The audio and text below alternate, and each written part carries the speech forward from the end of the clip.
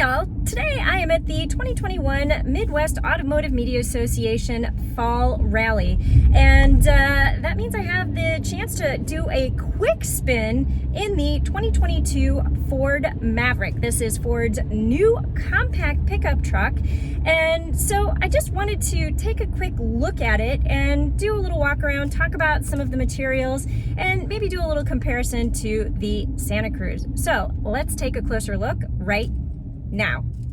Because both the Maverick and the Hyundai Santa Cruz are at the Midwest Automotive Media Association Fall Rally, we were able to line them up to take a quick look at them together. I think this is the first time anybody's been able to do that. So from the outset, you can totally see the differences here because this has a much more functional and utilitarian styling. I know I've said that before, I'll keep saying it. But then this is more sleek and definitely a little bit more looking like an SUV. So I back up. You can see this detail in the back where you've got the sloped rear roof line. You know, that's definitely more activity adventure focused, as Hyundai is calling this an adventure vehicle, sport adventure vehicle, whereas you look at the Maverick, which has more pickup truck-like proportions. So I think this is a fascinating comparison because here they are right next to each other and they're really very similarly sized. So I didn't do a super good job of lining them up, but you can see they're not really different in size. They're pretty much exactly the same size. And you know, as you go around in the back, you know, the Santa Cruz is going to be more expensive. This is about $41,000. So you're going to see better wheels, more up-level finishing touches. You've got the tonneau cover. You've got body-colored door handles, body-colored mirror caps. So, you know, and a whole bunch of cute little details, you know, like that guy right there. But again, I don't think the Santa Cruz and the Maverick are targeting the same customer, so they're very different vehicles. Whether you're looking for something that is more on the lifestyle side of things, or if you're looking for something that is just going to make a great pickup truck in the city, you know, there's something here for everybody. And I think the comparison is just really interesting. And I'm just going to do a quick shot of the interior of both because I know I've already talked about how the interiors are different, but you have, again, a much more truck-like interior with your cloth seats, and this is the XL trim, so you've definitely got just something that's a little bit more functional and utilitarian. I know, there's those words again.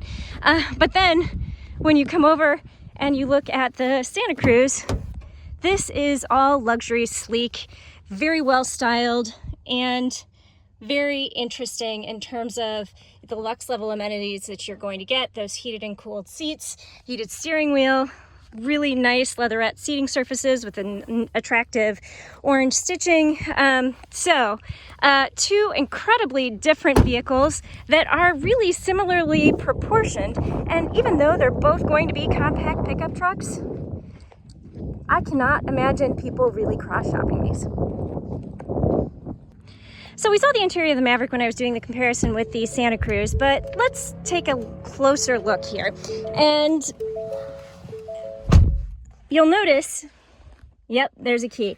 Now, it does have the power lock and unlock, but you do physically need the key to start the vehicle. And you've got analog gauges with a small digital cluster in the center, and you can scroll through some options of what you show in there, but not a lot of huge graphics going on in that space. You do have this smaller screen here, a weird compartment there to store stuff. You've got utilitarian, again, there's that word, tuning and volume knobs. I like that they have a rubber edge to them. It feels pretty good.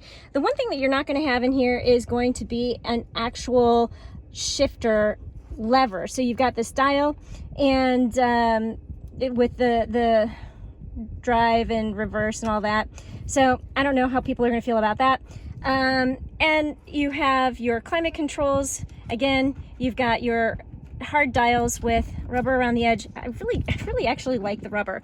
And your surfaces are going to be a little bit more plastic. Let's again point out again, this is the XL trim. So attractively, functionally styled, definitely more on the truck side of the spectrum, and definitely lacking some of the more luxury amenities that we saw in the Santa Cruz, but attractive, I think, in its own way. I do like this interesting pattern. Let's take a quick look at the back seats.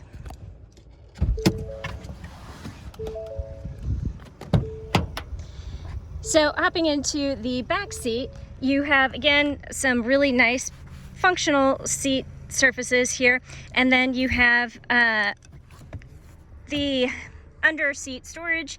We have called this a sweat box because you can actually put sweaty, smelly stuff in here, and the fact that this plops down and locks into place means you're not going to smell it in the cabin. Now behind me you have, this is my driving position, you're going to have a lot of leg room going on, but if you move over behind a far back tilted position, you're going to have a little less leg room, but still a few inches here. Other than that, you really don't have a lot going on in this second row. You've got your window openings, but no USB ports, no air vents, no armrest back here. So not too much going on.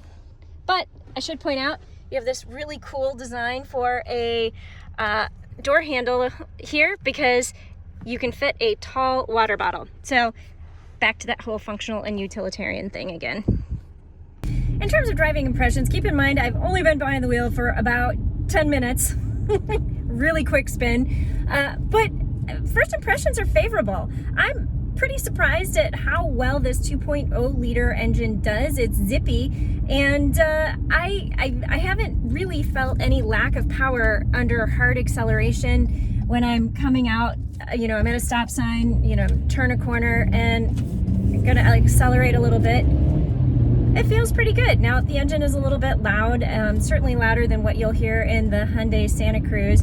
And I did notice a little bit of a lag when, you know, I'm going a speed and then I press the accelerator trying to accelerate a little bit more. So definitely just a little bit of lag there, but it's not anything that bothers me. But what I really like about this is how nimble it feels. So based on the same platform as the Ford Escape, so not on a body on frame, not based on the same platform as the Ranger.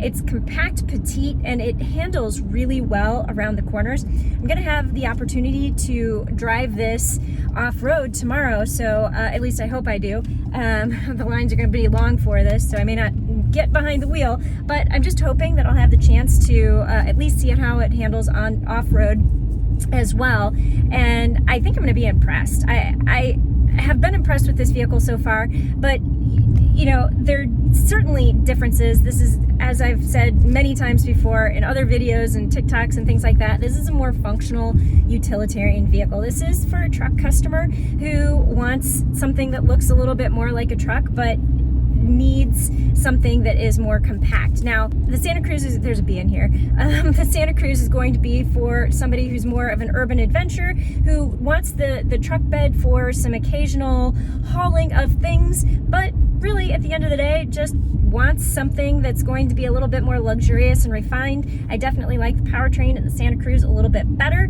and for me, I like the finishing touches and luxury amenities, including heated and cool seats. The Maverick will have heated seats, but only on the up-level trims and no cooled seats. So they're both great for what they are, definitely attracting different customers. But you know, in the 10 minutes literally that I've been behind the wheel, I think this is a pretty nice vehicle. I could totally see somebody in the city of Chicago owning this, as well as somebody in Nebraska.